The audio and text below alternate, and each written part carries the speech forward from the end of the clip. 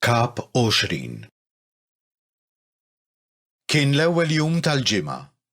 Filgħodu kmieni kif kien għadu d-dlam, u Marija ta' Magdala ġiet ħdejn il-qabar u rat il-blata mneħħija mill-qabar. Għalhekk telqet tiġri għand xmun Pietru u għand id-dixxiplu l-ieħor li kien iħobb Ġesù qaltilhom: Għalgħu il-mulej mill-qabar u ma nafux fejn qiegħduh. Pietru u d-dixxiplu l-ieħor ħarġu u ġew ħdejn il-qabar. It-tnejn ġrew flimkien, imma d-dixxiplu l-ieħor ħaffef aktar minn Pietru u laħaq qablu ħdejn il-qabar. Dbaxxa u ra l-faxex tal-għażel imqiegħda hemm, iżda ma daħalx. Imbagħad wasal warajh xmun Pietru, daħal fil-qabar u ra l-faxex tal-għażel imqiegħda hemm u l-maktur li kien madwar rasu. Dan ma kienx mal-faxex, imma mitwi u mqiegħed f'post għalih. Imbagħad id-dixxiplu l-ieħor li kien wasal l-ewwel ħdejn il-qabar daħal hu wkoll, ra u emmen. Sa dakinhar kienu għadhom ma fehmux l-Iskrittura li tajt li kellu jqum mill-imwiet. Imbagħad id-dixxipli reġgħu lura lejn sħabhom. Iżda Marija baqgħet il-barra mill-qabar tibki. Kif kienet qiegħda tibki, dbaxxiet lejn il-qabar u rat żewġ anġli lebsin l-abjad bil-qiegħda, wieħed in-naħa tar-ras u l-ieħor in-naħa tar-riġlejn fejn kienu qiegħdu l-ġisem ta' Ġesù. Huma qalula: Mara, għalfejn qiegħda tibki? Hi wieġbet: Għax ħadu lil Sidi u ma nafux fejn qiegħduh. Kif qalet hekk, daret lura u rat lil Ġesù wieqaf, iżda ma ntebħitx li kien Ġesù. Ġesù qalilha: Mara, għalfejn qiegħda tibki? Lil min qiegħda tfittex?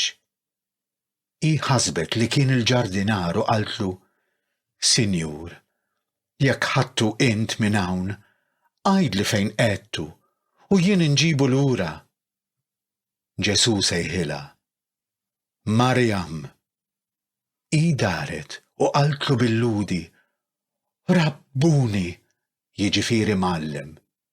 Ġesù qalilha: La tmissnix, għax għadni ma tlajtx għand il-missier. Imma mur għand ħuti u għajdilhom li se nitlaq għand missieri u missierkom, Alla tiegħi u Alla tagħkom. Marija ta' Magdala marret għand id-dixxipli u tagħthom l-aħbar: Rajt lill-mulej u qaltilhom x'qalilha. Dakinhar fil-għaxija fl-ewwel jum tal-ġimgħa, meta d-dixxipli kienu flimkien imbeżża mill-lut bil-bibien magħluqa, ġie Ġesù u qgħad f'nofshom u qalilhom: Is-sliem għalikom. Kif qal hekk urihom idejh u ġenbu. Id-dixxiplu ferħu meta raw lill-mulej. Imbagħad Ġesù tenna jgħidilhom: Is-sliem għalikom. Kif il-missier bagħat lili, hekk jien nibgħat lilkom. Kif qal hekk, nefaħ fuqhom u qalilhom: Ħudu l-Ispirtu Santu. Dawk li taħfrulhom dnubiethom ikunu maħfura, u dawk li żommuhomlhom ikunu miżmuma. Tumas, wieħed mit-tnax jgħidulu t-Tewmi, ma kienx magħhom meta ġie Ġesù. Għalhekk id-dixxiplu l-oħra qalulu: Rajna l-mulej. Iżdu qalilhom: Jekk ma narax f'idejh il-marka tal-imsiemer u ma nqiegħdx sebgħi fuq il-marka tal-imsiemer u iedi fuq ġenbu, jien ma nemminx. 8 ijiem wara, id-dixxipli reġgħu kienu ġewwa u Tumas magħhom. Il-bibien kienu magħluqa, imma Ġesù daħal, qagħad f'nofshom u qalilhom: Is-sliem għalikom. Imbagħad qal lil Tumas: Ġib sebek hawn u wara jdejja, u ressa idek u qiegħda fuq ġenbi. Tkunx bniedem bla fidi, iżda emmen. Wieġeb Tumas u qallu: Mulej tiegħi u Alla tiegħi. Allu Ġesu, emmin ta' xrajtni, ħenjin dawk li ma rawx u emnu.